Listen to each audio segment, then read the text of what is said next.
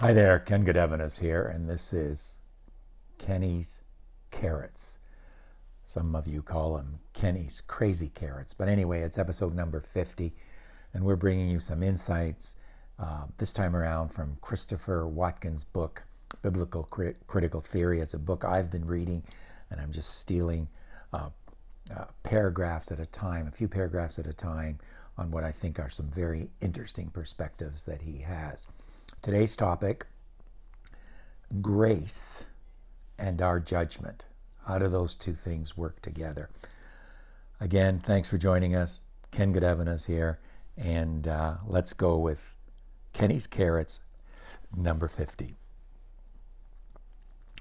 Just as there is no absolute standpoint from which relative human beings can make absolute judgments, so also there is no pure space from which corrupt human beings can make pure judgments about purity and corruption. Grace does not erase such lines. We have seen that it is impossible not to draw lines, but it puts the line under erasure, to borrow a Derridian idiom. In other words, it undermines the hierarchical relation between those who are on the right side of the line and those on the wrong side. With grace, those on the right side of the line can no longer look down on those on the other side. Why not? Because when it comes to the gospel, the criterion for being on the right side is mercy, not performance.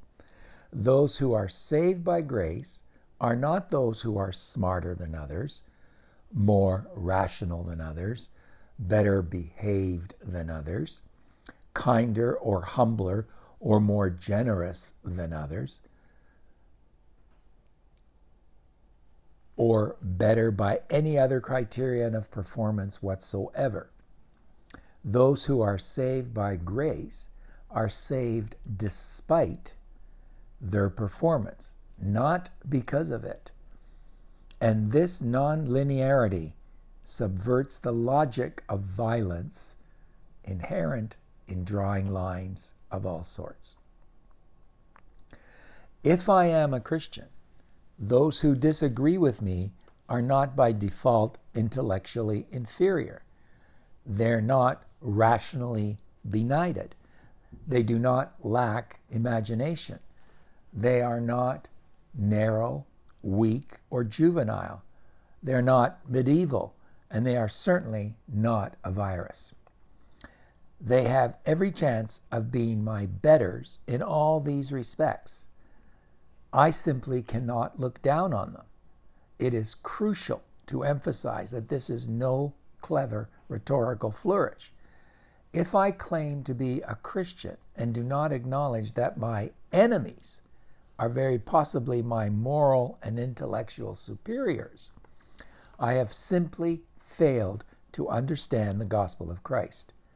I am still operating according to the performance narrative, not yet according to the grace narrative. And his last paragraph on this, the grace narrative draws the poison of prejudice and pride that seeps into any performance-based demarcation between groups. Keller summarizes this logic by saying that grace makes Christianity the most inclusive exclusivity for two reasons. First, because salvation comes only to people who admit that they are failures, people whose only fitness is to admit and fully embrace the fact that they are not fit. And second, because grace is the great leveler. It allows the weakest to come, not only the top performers. So the outworking of the logic of grace is that a Christian is someone who has been stopped in their tracks by the depth and persistence of their own ongoing wickedness, not someone who looks down their nose at the wickedness of others. And we'll stop there. I think this particular clip is worth listening to over and over again until we get it right and start seeing people in this vein. If you like what you see, please indicate so on this video on the YouTube page that you're following. Also go to YouTube and type in Digging for Scriptural Gems. That's our YouTube channel. Subscribe to that. Thank you to those that have, and you'll get more of these. Have a great day.